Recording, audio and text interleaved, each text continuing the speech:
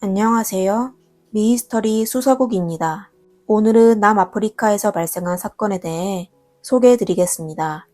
남아프리카 공화국은 풍경이 아주 아름다운 나라지만 발생하는 사건들마다 전부 기이하고 충격적이었습니다.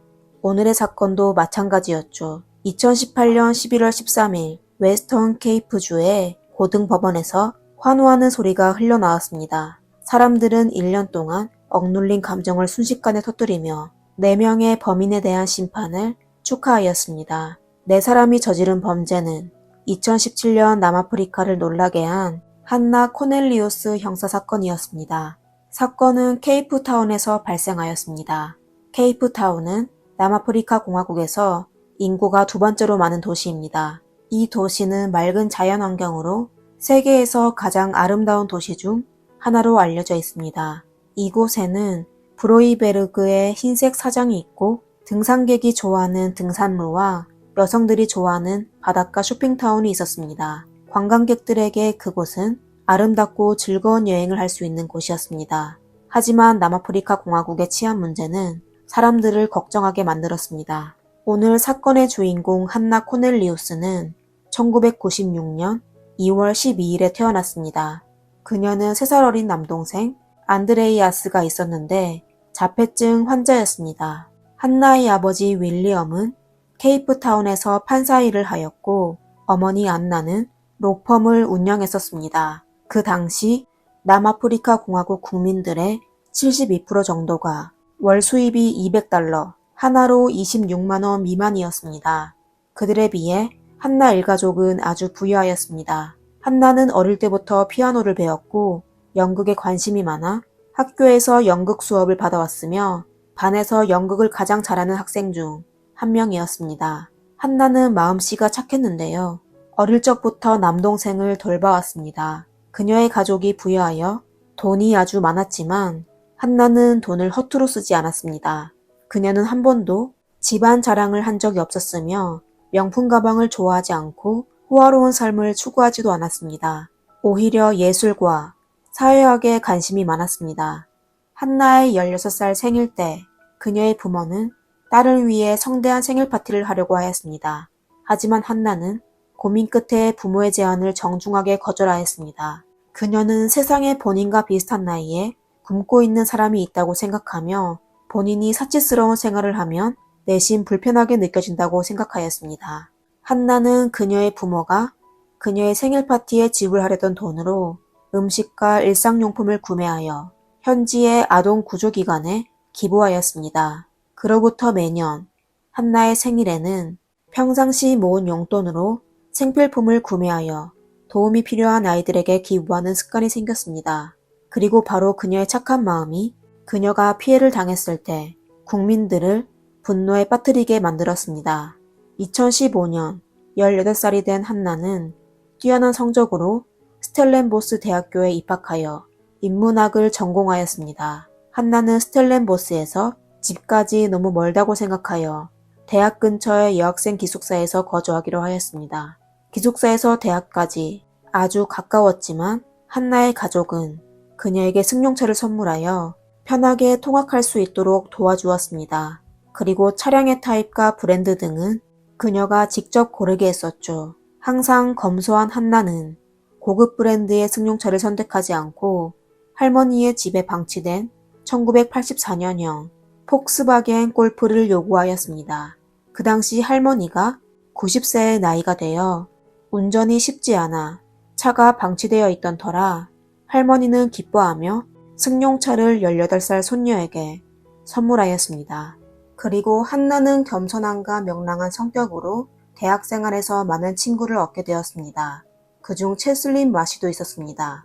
체슬린은 평범한 가정에서 태어나 스텔렌보스 대학교에서 신학을 전공하였습니다. 그는 성격이 열정적이고 운동을 좋아하며 평상시 스케이트보드를 아주 좋아하였습니다. 한나와 체슬린은 연인 사이가 아니었습니다. 그저 공통의 친구가 많았을 뿐이었죠. 그리고 두 사람의 전공이 달라 학교에서 얘기할 기회도 없었습니다. 하지만 2017년 5월 26일에 두 사람은 운명적으로 이어졌습니다. 그날은 불금으로 대학교 근처의 술집에는 학생들로 가득 찼습니다. 학생들은 일주일간의 수업의 긴장감을 풀기 위하여 친구들과 술집에 모였습니다. 한나와 채슬리는 각자 다른 친구들과 술집을 방문하였는데요.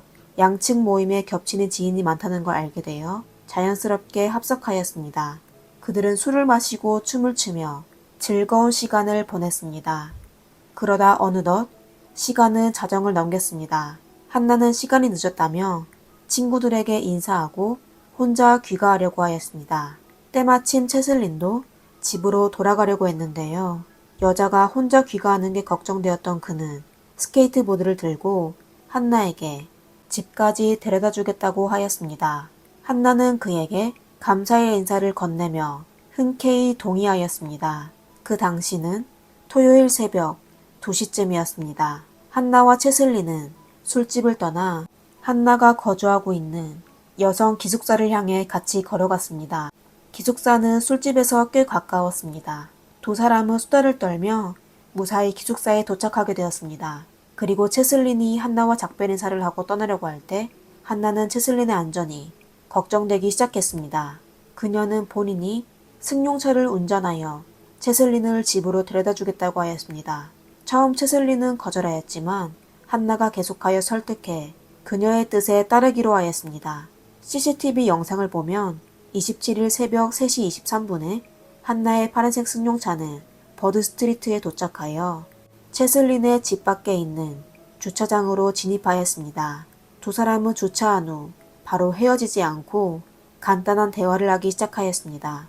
사실 이때 4명의 남자가 나타나 그들을 지켜보고 있었으며 그들 몰래 주차장으로 다가갔습니다. 넷의 신상은 32세 주모자 버논 위트부이, 26세의 제랄도 파슨스, 27세의 키 작은 남자 에벤 반 니에베르크, 그리고 28세의 내슈빌 줄리어스 파이크스 였습니다. 몇 사람은 주차장 한 바퀴를 돌다가 3시 32분에 한나와 채슬린이 있는 차량으로 향했습니다. CCTV 화면을 확인해보면 흰색 트럭이 한나의 시선을 막았습니다. 그러다 한 강도가 갑자기 한나의 문을 열어 그녀의 목에 날카로운 무기를 댔습니다. 그리고 다른 한 사람도 흉기로 채슬린의 등 쪽에 갖다 대며 위협했습니다. 두 사람이 반응하기도 전에 4명의 강도는 차 안으로 들어가 그들의 핸드폰과 지갑 등 금품을 찾기 시작하였습니다. 내슈빌은 채슬린의 지갑을 빼앗았는데요. 지갑 안에는 40랜드, 하나로 약 2,700원 밖에 없었습니다. 채슬린은 강도들이 자신과 한나를 쉽게 놔주지 않을 거라고 느꼈습니다. 그들은 차량을 훔치는 데 만족하지 않고 채슬린과 한나를 납치하기로 하였습니다. 하지만 내슈빌은 본인은 그냥 차량을 훔치는 걸 도와주기로 하여 다른 불법 행위에 관여하기 싫다고 하며 40랜드만 챙기고 3시 35분에 차에서 나와 어둠 속으로 사라졌습니다. 작은 파란색 승용차에는 5명의 사람이 타게 됐습니다. 뒷좌석에 앉은 에벤은 날카로운 무기를 들고 채슬린을 통제하였습니다. 그리고 앞좌석에 앉은 버논과 제랄도는 한나를 가운데 앉히고 3시 40분쯤 차량을 운전하여 주차장을 떠났습니다. 그 당시 한나와 채슬린은 그들이 장시간의 공포스러운 여행을 떠날 거라고는 상상조차 하지 못했습니다. 몇 명의 강도는 우선 승용차를 운전하여 근처에 있는 불법 약품 판매하는 곳으로 향했습니다.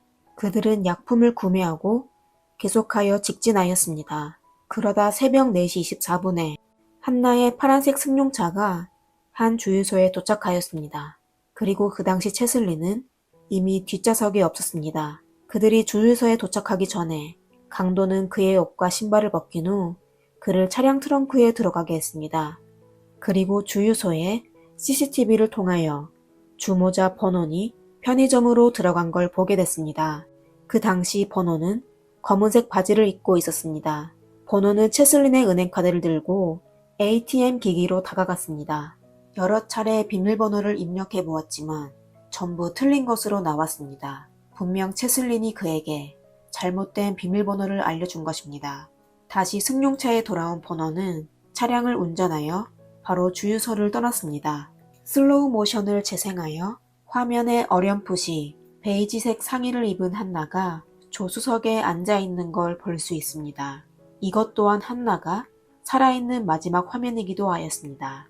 15km를 계속하여 운전한 후 일행은 밀수품 거래 지점에 도착하였습니다. 그곳에서 그들은 불법 약품을 구매하여 복용했을 뿐만 아니라 밀수품 운송도 하였습니다. 그 후에도 차량은 어둠 속에서 계속 달렸는데 한나는 매우 침착해 보였습니다. 한나는 차 안에 있는 강도들에게 반항해봤자 아무런 승산이 없다는 걸 잘 알고 있어 아무렇지 않은 척 앞을 보며 탈출할 수 있는 기회만을 노렸습니다. 채슬린이 트렁크 후드를 걷어차 도망가려고 시도했지만 결국 실패하고 오히려 강도들의 화만 돋우게 했습니다. 그러다 새벽 5시 30분쯤 강도들은 차량을 외딴 곳으로 끌고 갔습니다. 그 당시 한나는 점점 더 불안한 느낌이 들었습니다.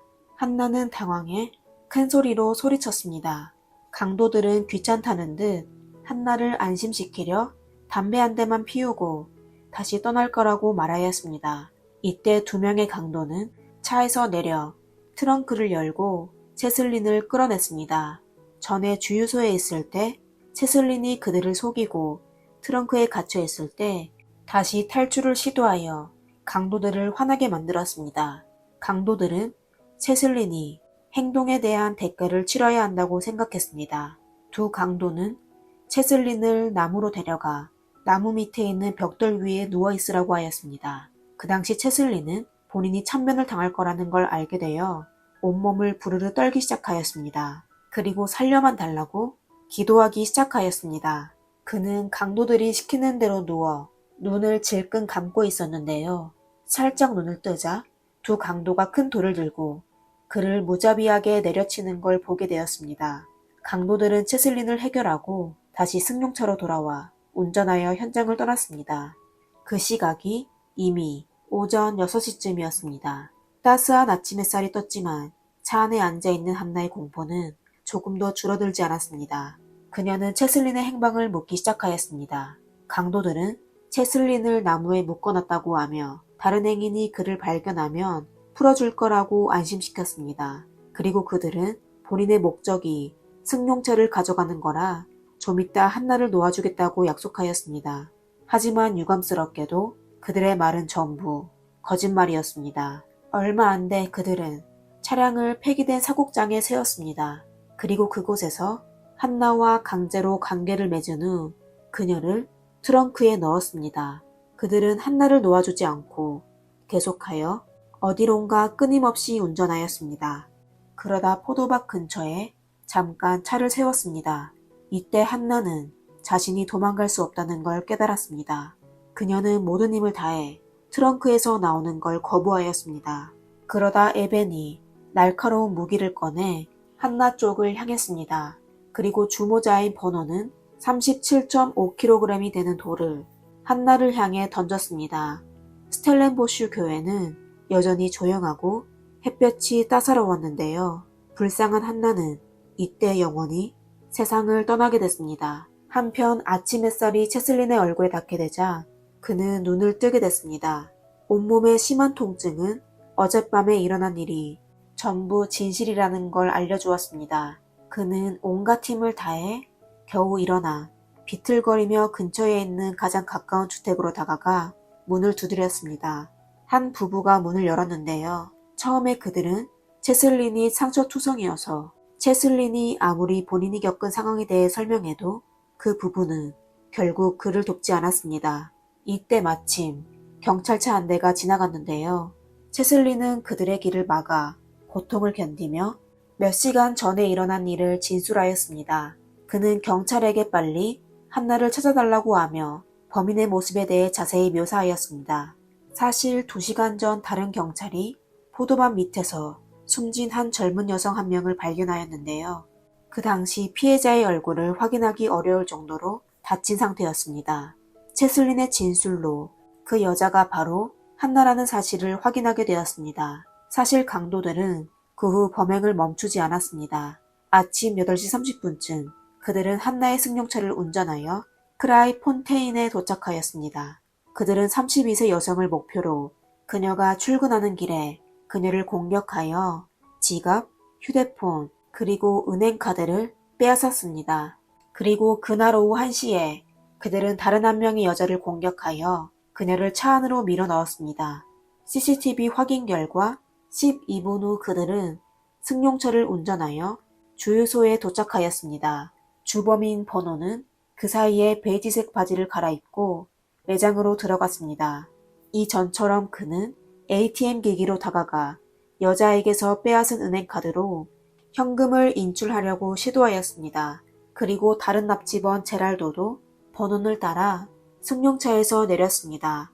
에벤만 차 안에 남아 납치된 여자를 지키고 있었습니다. 이번에는 비밀번호가 정확히 맞았습니다. 두 사람은 성공적으로 3,000랜드, 하나로 약 20만 원의 현금을 인출하였습니다. 그 후 그들은 다시 승용차로 돌아가 차량을 운전하여 여자를 외딴 곳에 버리고 떠났습니다. 그리고 세 사람은 다시 스텔렌보시로 돌아가 에벤은 1,000랜드, 하나로 약 6만 7천 원을 받고 차에서 내렸습니다. 그리고 버논과 제랄도는 승용차를 운전하여 주위를 계속 돌아다녔습니다. 그 당시 그들은 경찰의 블랙리스트에 올라 그들의 사진과 차량은 이미 부근 모든 경찰에게 전해졌습니다. 그러다 오후 2시 12분쯤 서북경찰 시코가 한나의 파란색 승용차를 발견하게 되었습니다. 그는 바로 동료에게 도움을 요청한 후 혼자 차량을 운전하여 2명의 납치범을 미행하였습니다. 그러던 중 다른 한 대의 경찰차가 도착하자 바로 경적을 울려 납치범에게 차를 세우라고 지시하였습니다.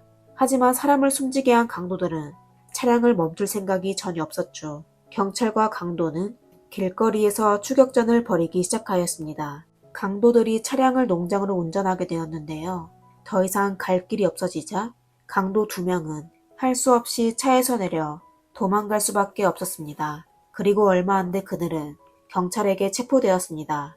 그 당시 한나와 채슬린이 납치당하고 범인 4명이 체포되는 데까지 불과 11시간밖에 지나지 않았습니다.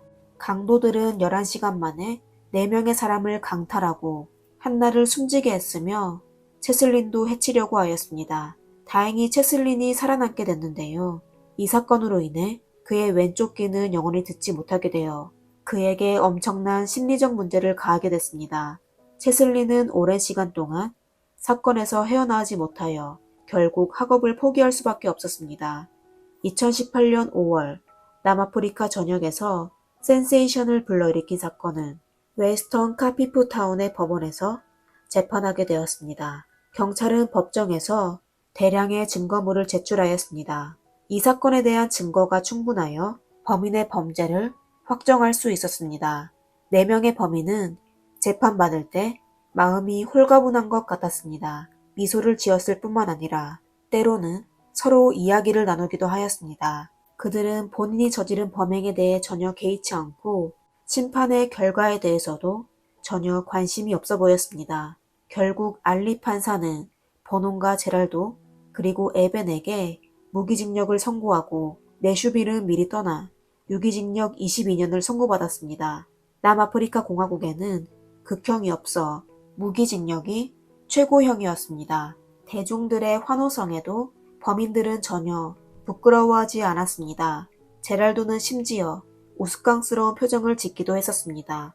사건 발생 후 많은 사람들은 내 사람이 어떻게 이렇게 비인간적인 짓을 할 수 있는지 이해하지 못했습니다. 하지만 그들의 삶에 대해 조금이라도 알게 되면 그들의 인생이 남아프리카 사회의 대표적인 인물이라는 걸 알 수 있을 겁니다. 또 그들의 인생을 통해 남아프리카 전체가 혼란 속에 있다는 걸 알 수 있습니다. 빈부격차가 점점 더 벌어지게 되어 아름다운 도시는 대량의 빈민가가 생기게 되어 남아프리카의 불치병이 되어 영원히 남게 되었습니다. 주범인 버논과 에벤은 어릴 적부터 서로 아는 사이였습니다. 빈민층 가정에서 태어나 어릴 때부터 길거리에서 살았습니다. 1985년에 태어난 버논은 13살 때 처음으로 범죄 기록을 남기게 되었는데 불과 2년 만인 15살 때 범죄 기록이 이미 10번이 되었습니다. 절도, 강도, 폭행, 공격 도구의 불법 소지, 밀수품 판매 등 안 해본 범행이 없었습니다.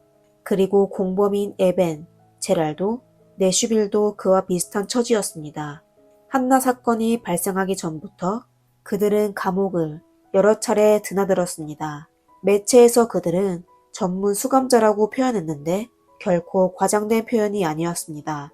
그들은 밖에서 지낸 시간보다 감옥에서 지낸 시간이 훨씬 길었습니다. 비슷한 처지의 범죄자들은 감옥에서 살아남기 위하여 입수하자마자 갱단에 가입하였습니다. 제랄도와 버논도 28인의 갱단에 가입하였는데요. 듣기로 용서받을 수 없는 죄를 지은 자만 28인의 갱단에 가입할 수 있다고 하였습니다. 버논과 제랄도는 심사받은 후 조금의 뉘우침을 보였으며 한때는 눈물까지 흘렸고 에벤은 수필로 첨예소를 작성하였지만 사실 법정에선 그들은 악의를 참지 못해 미치도록 웃기만 하였습니다. 그들은 본인이 저지른 범죄가 용서받지 못한다는 걸 잘 알고 있으며 모든 사람이 그들을 증오한다는 점도 잘 알고 있었습니다. 다시 얘기하자면 범죄를 직업 삼아 해온 그들의 인생은 이미 희망이 없다는 걸 잘 알고 있었습니다. 삶의 의미를 찾을 수 없어 인생을 포기하고 그들이 할 수 있는 유일한 선택이었습니다. 그리고 주목해야 할 점은 범인의 진술로 경찰은 5번째 용의자가 있다는 걸 알게 됐습니다. 그 사람의 별명은 카페리였습니다. 내슈빌이 주차장을 떠나고 나서 버논 단체에 합류하게 되었습니다. 버논 등에 대해 신문한 결과 그들이 전부 카페리를 언급하였지만 그가 구체적으로 어떤 범행을 했는지에 대해서는 증언이 서로 달랐습니다.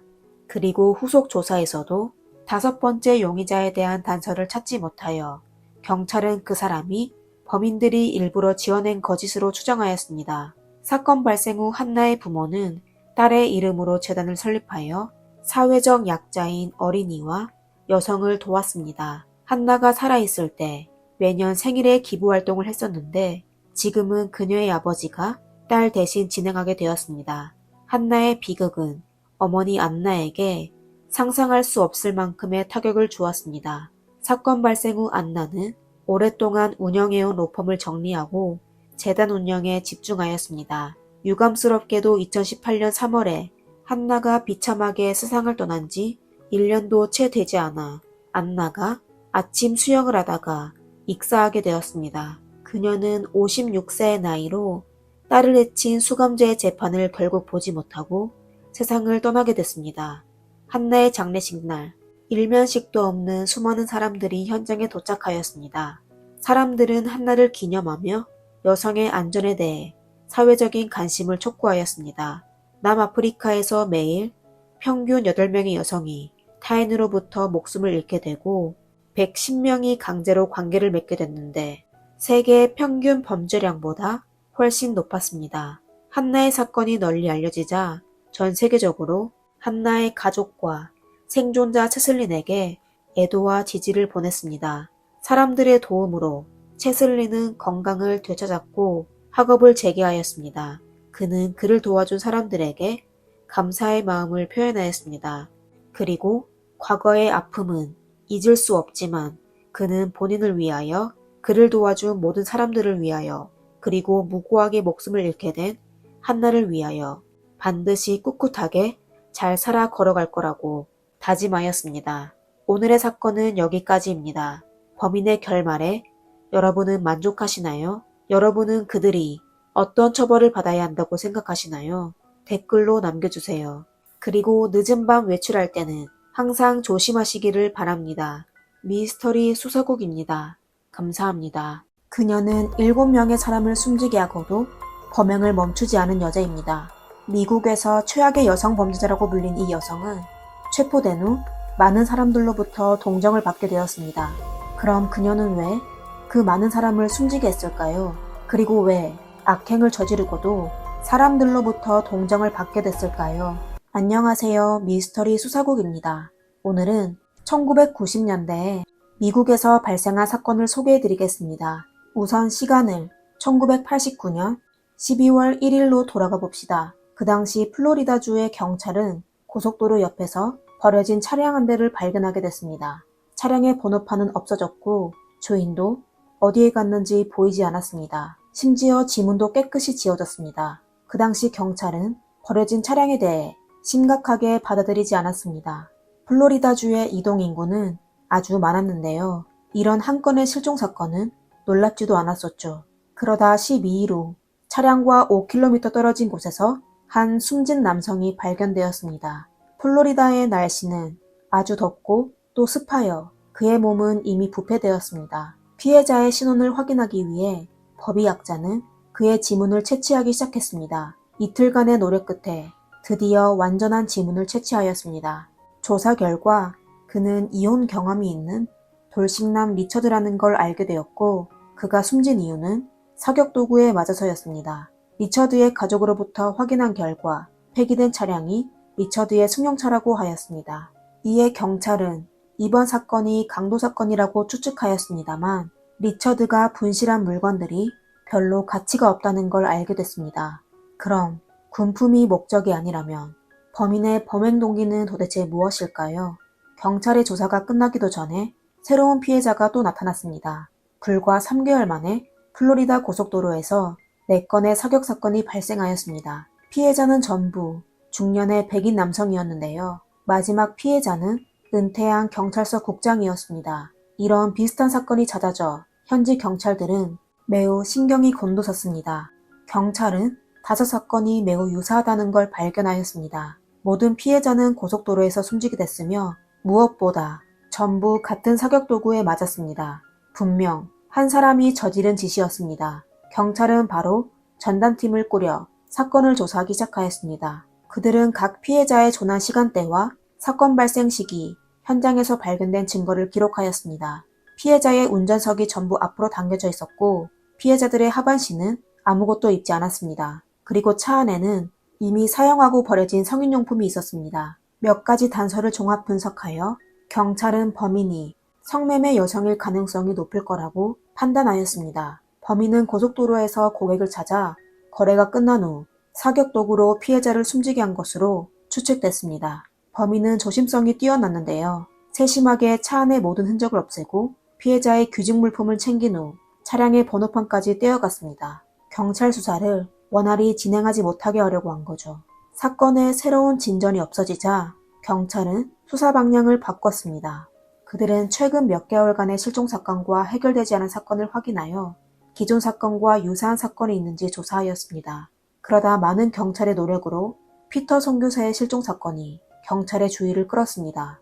피터의 차량은 기타 피해자가 발견된 현장과 가까이에 있었습니다.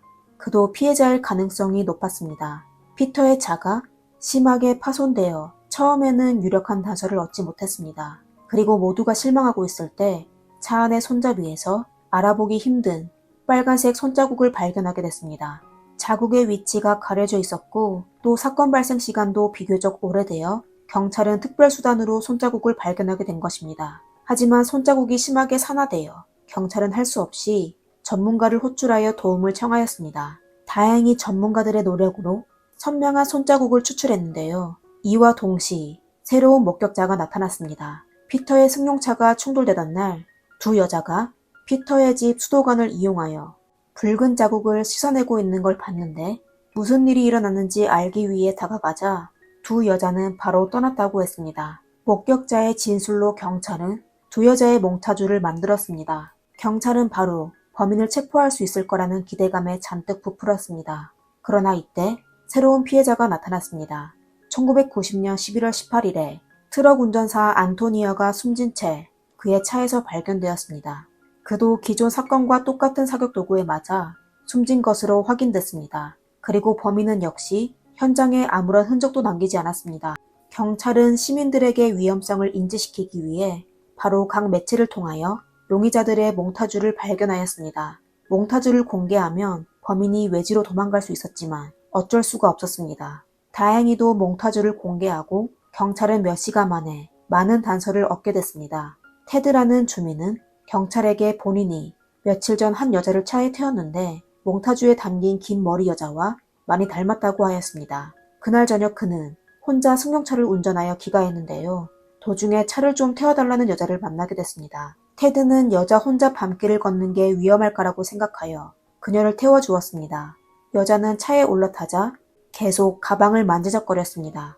그러다 그녀는 테드에게 본인이 몸을 파는 여자처럼 보이냐고 물었습니다. 테드는 그녀에게 전혀 그렇게 보이지 않는다고 하며 그는 위험해 보여서 그런 거지 다른 불순한 의도는 전혀 없었다고 안심시켰습니다. 경찰은 그가 제공한 단서가 아주 중요하다고 느껴졌습니다. 그들은 긴 머리 여자를 유력한 용의자로 지목하게 됐습니다. 테드는 아마 그의 착한 마음씨와 성실함으로 참변을 피할 수 있었던 것일 겁니다. 경찰이 확보한 여러 단서는 타퉁이란 지역에서 거주하고 있는 두 여인을 지목하게 되었습니다. 그녀들은 한 모텔에 머물고 있었는데요. 체크인할 때 등록된 이름은 캠이었습니다. 경찰은 바로 플로리다 전역에서 캠이라는 사람에 대해 조사를 시작했습니다. 하지만 놀랍게도 케미는 없는 이름이었습니다. 가명을 썼던 거죠. 그러다 사건이 미궁 속으로 빠지게 되자 전당포 주인 론다 베일리는 경찰에 중요한 단서를 제공하였습니다. 얼마 전 한 여인이 자신의 가게에서 피해자 리처드가 분실한 물건을 판매한 적이 있다고 했습니다. 베일리는 또 뉴스를 보지 않았으면 그는 아마 연쇄로 범행을 저지른 범인이 본인의 가게에 왔었던 것도 전혀 모를 것이라고 말하였습니다. 전당포의 규정상 영수증에는 무조건 본인의 지문을 찍어야 했습니다. 용의자가 가명을 사용했다고 하더라도 지문은 진짜였습니다. 경찰은 전당포 영수증의 지문과 기존 그들이 확보한 지문과 비교하여 같은 사람이라는 걸 확인했는데 그 당시 지문인식 시스템이 안정적이지 않아 범인을 찾아내지 못했습니다. 경찰은 이 단서를 놓치고 싶지 않아 육안으로 수십만 장의 지문카드에서 범인을 찾아내기로 하였습니다. 비록 어리석은 방법이었지만 당장 이보다 좋은 방법이 없었습니다. 육안 식별에 경찰은 15분 만에 용의자의 지문과 유사한 지문카드 하나를 발견하게 됐습니다. 그리고 계속 식별하여 결국 두 개의 지문카드가 완전히 일치하는 것으로 확인했습니다. 지문카드에 따르면 피해자의 물건을 판매했던 사람은 에일린 워너스라는 여자입니다. 경찰은 바로 에일린에 대해 조사하기 시작하였습니다. 에일린의 인간관계는 아주 복잡했습니다. 그녀는 술집과 당구장 등의 장소를 자주 다녔었는데요. 알코올 중독자와 불법약품 판매자 그리고 유흥업소 종사자와 자주 어울렸습니다. 경찰은 하루빨리 에일린을 체포하기 위해 한 명의 경찰을 파견하여 직업이 없는 남자로 위장하여 술집과 유흥업소를 매일 다니게 했습니다. 그러다 그곳의 직원과 안면을 트고 나서 에일린에 대해 알아보기 시작했습니다. 한 바텐더의 진술에 따르면 에일린은 동성 여자친구 티리아 모어와 같이 술집에 자주 들렸었는데 최근에 못 본 지 조금 됐다고 말했습니다. 그의 단서로 경찰은 티리아에 대해 조사를 진행하였습니다. 조사하던 중 두 사람이 헤어졌다는 걸 알게 됐습니다. 경찰은 에일린이 연애에 실패하여 범행을 저지른 게 아닌가 싶었으며 그녀가 이곳을 떠났을 수도 있다고 생각이 들었습니다. 다행히 일주일 후 경찰은 다시 손님으로 위장하여 술집에 방문하게 됐는데 사람들 사이에 있는 에일린을 한눈에 알아봤습니다. 그는 긴장 상태로 바로 경찰에게 연락하였습니다. 그리고 술잔을 들고 그녀에게 다가가 대시하기 시작했습니다. 그는 매우 무례하게 행동하며 그녀에게 담배와 술을 사줬습니다. 두 사람이 마음껏 술을 마시다가 경찰은 그녀에게 근처 호텔로 가 계속 즐기자며 불법 약품도 제공할 수 있다고 넌지시 던졌습니다. 그의 말을 들은 에일린은 망설임 없이 그와 같이 술집을 떠났습니다. 그러다 두 사람이 술집을 나서자마자 잠복되어 있던 경찰에게 체포되었습니다. 손님으로 위장한 경찰의 신분을 숨기기 위해 그도 같이 수갑을 채워 두 사람을 전부 경찰서로 데려갔습니다. 사실 경찰은 에일린이 최근 고속도로에서 연쇄 범죄를 저질렀다는 증거를 충분히 가지고 있지 않았습니다. 할 수 없이 경찰은 우선 불법으로 사격도구를 소지하는 혐의로 에일린을 임시 구금하였습니다. 그리고 경찰이 급히 해야 하는 건 증거물을 수집하는 것이었습니다. 유력한 증거물을 찾지 못하면 그들은 그녀를 석방할 수밖에 없었습니다. 에일린의 손바닥에서 지문을 채취한 후 경찰은 바로 사건 현장에서 발견한 손자국과 비교하였는데요. 똑같았습니다. 하지만 숨진 리처드를 찾지 못했는데요. 피해자를 찾을 수 없다면 그가 숨졌다는 걸 확인할 수 없었습니다. 경찰이 난감한 처지에 빠졌을 때 누군가가 에일린의 여자친구 티아라가 도움이 될 수 있을 거라고 추측하였습니다. 그녀는 전에 말씀드린 두 명의 용의자 중 한 명일 가능성이 높았습니다. 경찰은 펜실베니아에 있는 티리아의 언니 집에서 그녀를 찾았습니다. 그들은 티리아에게 경찰에게 협조하여 에일린의 범행을 밝혀달라고 요청하였습니다. 그리고 협조만 해준다면 티리아가 범행에 참여하지 않았다는 걸 증명해주고 또 그녀에게 기소도 하지 않을 거라고 약속했습니다. 티리아는 경찰의 제안에 동의하였습니다. 그녀는 경찰의 요구대로 에일린에게 전화를 걸었습니다. 그리고 경찰이 적은 얘기해야 할 내용을 하기 시작했습니다.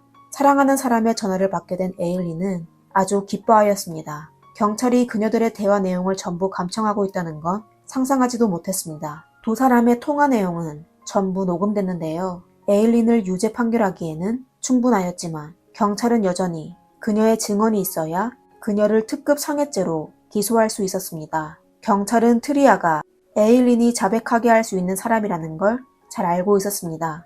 에일린의 변호사는 그녀가 자백하지 않고 묵비권을 행사하도록 설득하였습니다만 에일린이 체포된 지 8일째 되던 날 경찰은 에일린에게 트리아가 사건과 연관되어 있냐 라고 물었습니다. 에일린은 트리아의 이름을 듣게 되자 아주 흥분 상태로 변했습니다. 그녀는 트리아에 대한 혐의를 배제해주기 위해 전부 본인이 저지른 짓이고 트리아와 아무런 관계가 없다고 하며 범행 과정을 자백하였습니다. 에일린은 자기가 어떻게 되는 거에는 전혀 신경 쓰지 않았습니다. 그녀의 고백에 변호인은 더 이상 그녀를 도울 수 없게 됐습니다. 사실 검사도 그들이 수집한 증거물이 그녀를 특급상해죄로 판결할 수 없다는 걸 잘 알고 있었습니다. 에일린은 체포됐지만 사람을 숨지게 한 사격 도구는 여전히 찾지 못했습니다. 에일린이 자백하지 않은 이상 그녀에게 유죄로 판결하기 어려웠습니다. 경찰은 그녀의 진술에 따라 증거물을 수집하기 시작하였습니다. 그들은 에일린이 임대한 코커에서 피해자의 소지품을 발견하였습니다. 이건 에일린이 피해자의 사건과 연관이 있다는 걸 증명할 수 있었죠. 경찰은 또 어떤 작은 호수로가 범죄를 저지를 때 사용한 사격도구를 찾아냈습니다. 그리고 사격도구와 같이 수갑과 날카로운 도구를 찾아냈습니다. 유력한 증거물로 에일린의 사건도 곧 재판 진행 예정이었는데 그녀는 첫 번째 피해자 리처드를 숨지게 한 건 정당방위라고 주장하였습니다. 그 당시 그녀는 리처드와의 거래를 멈추려고 했지만 리처드는 그녀에게 관계를 강요하였습니다. 심지어 그녀의 목을 철사로 묶어 운전대에 묶었습니다. 겁을 먹은 에일린은 살고 싶어 사격도구를 꺼내 그를 숨지게 했습니다. 하지만 검사는 에일린의 주장에 대해 반박하였습니다. 리처드의 차 안에서 아무런 혈액 흔적을 발견하지 못했기 때문입니다. 그리고 에일린이 운전대에 묶여 있었다는 흔적도 찾지 못했습니다. 다시 얘기하자면 그녀의 증언을 증명할 수가 있는 증거가 없었습니다. 이때 에일린의 전 여자친구 티리아는 검사의 증인으로 증인석에서 에일린이 한 남자를 사격하여 숨지게 했다고 말한 적이 있다고 하였습니다. 두 사람의 통화 내용도 검사가 에일린을 기소할 수 있는 중요한 증거가 되었습니다. 에일린이 재판받고 있을 때 마침 미국에서 대규모 여성 시위가 일어났습니다. 그녀들은 에일린을 범죄자로 만든 건 남자가 그녀를 괴롭혔기 때문이라고 하며 그녀는 정당방위로 사람을 숨지게 한 것이라고 주장하였습니다. 하지만 판사는 결국 에일린에 대해 특급상해로 극형을 선고하였습니다. 그리고 에일린의 변호인은 검사가 에일린을 극형으로 재판하려고 하는 건 단지 그녀가 여자이기 때문이라고 하였습니다. 그녀의 변호인은 계속 항소하여 그녀의 정신상태가 이상하다는 걸 증명하려고 하였습니다. 만약 증명할 수만 있다면 그녀는 극형을 피할 수 있었습니다. 예상하지 못한 건 에일린 스스로가 정신적 질환이 없다고 하며 변호인에게 항소를 취소해달라고 요청하였습니다. 에일린의 변호사는 할 수 없이 그녀의 의사로 더 이상 항소하지 않았습니다. 그러다 2001년 티리아가 질병으로 세상을 떠나게 됐습니다. 이 소식을 들은 에일린은 더욱 삶에 미련이 없게 됐습니다. 그녀는 플로리다 대법원으로 편지를 보내 본인의 삶이 더 이상 의미가 없어졌다고 하였습니다. 2002년 10월 9일 에일린은 극형을 집행하게 됐습니다. 처형되기 전 그녀는 커피 한 잔을 요구하여 조용히 마신 후 의자에 앉아 편안히 세상을 떠났습니다. 미국 역사상 최초의 연쇄로 사람을 숨지게 한 여자라고 불리는 그녀는 도대체 어떤 삶을 살았던 걸까요? 7명의 사람을 숨지게 한 그녀는 세상을 떠날 때까지 어떤 인생을 보냈을까요? 1956년 2월 에일린은 미국 미시간주 로체스터의 기형적인 가정에서 태어났습니다. 에일린이 2개월이 됐을 때 그녀의 아버지는 아동학대 혐의로 유죄 판결을 받았으며 감옥에서 정신병을 앓고 있다는 걸 알게 됐습니다. 그리고 그는 투옥하고 얼마 안 돼 감옥에서 자신의 목숨을 끊었습니다. 그러다 에일린이 6개월이 됐을 때 그녀의 어머니는 가출하여 다시 나타나지 않았습니다. 에일린은 오빠와 같이 외할머니, 외할아버지 집에서 살게 됐습니다. 그리고 그들이 부모인 줄 알고 자랐습니다. 불행하게도 그녀의 외할머니, 외할아버지는 남매를 정성껏 키우지 않았습니다. 외할아버지의 성격이 고약했는데요. 뭔가 마음에 들지 않는다 싶으면 남매를 구타하였습니다. 그리고 겁먹은 외할머니는 그냥 곁에서 지켜보기만 했었죠. 그러다 에일린이 11살이 됐을 때 다른 사람에게 몹쓸 짓을 당하게 됐습니다. 또 같은 해에 본인이 알고 있는 엄마 아버지가 사실 외할머니 외할아버지고 그녀의 친부모는 오래전에 그녀를 버렸다는 걸 알게 됐습니다. 에일린은 본인이 버림받은 아이이고 또 거짓 속의 생활을 살고 있다고 느껴져 고통에 빠지게 됐습니다. 그녀는 결국 본인의 미래를 포기하고 자신의 몸을 팔아 담배를 구하고 용돈을 벌기 시작했습니다. 14살 때 외할아버지의 친구가 에일린에게 몹쓸 짓을 하여 그녀를 임신시켰습니다. 그러다 그녀의 외할아버지가 알게 되어 몹시 화를 내며 갓 태어난 에일린의 아이를 입양 보냈습니다. 또 그녀가 15살이 됐을 때 외할머니가 세상을 떠나게 되었는데요.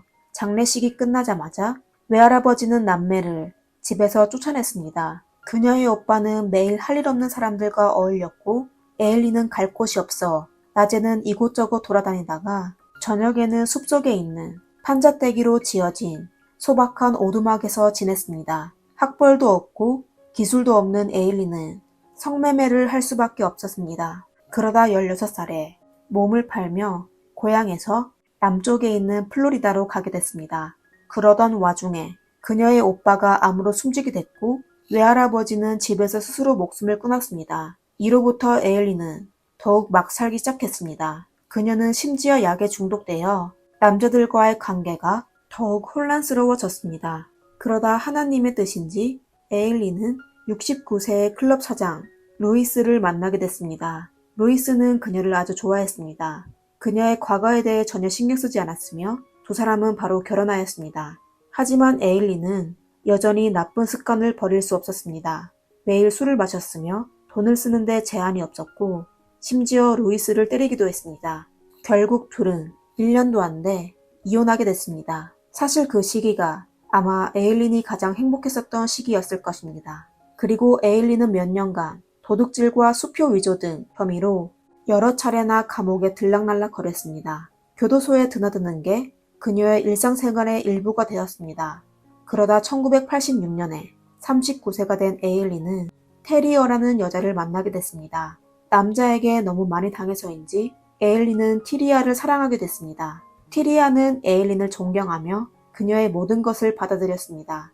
그리고 에일린은 처음으로 안정감을 느끼게 됐습니다. 하지만 그녀들은 생계를 유지해야 했습니다. 사실 에일린도 일반 직업을 구하려고 했습니다. 하지만 그녀는 욱하던 성격 때문에 전부 실패했습니다. 할 수 없이 에일린은 또 다시 성매매를 하기 시작했습니다. 그녀는 도로를 여행 중인 운전자를 목표로 하여 고속도로에서 고객을 찾기 시작하였습니다. 매번 에일린이 돈을 모으게 되면 그녀는 다시 티리아 곁으로 가 그녀와 같이 생활하였습니다. 그리고 돈이 다 떨어지게 되면 또다시 고속도로로 가 성매매를 시작하였습니다. 에일린은 3년간 이런 생활을 반복하였습니다.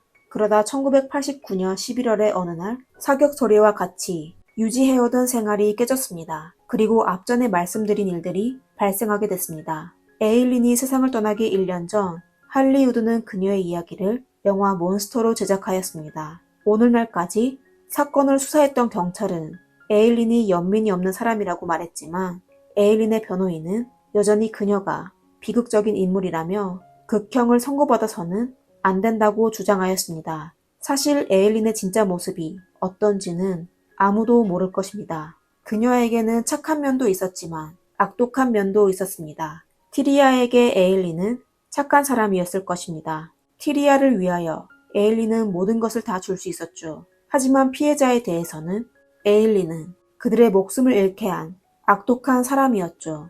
오늘의 영상은 여기까지입니다. 재미있게 보셨다면 좋아요와 구독, 부탁드리겠습니다. 미스터리 수사국입니다. 감사합니다.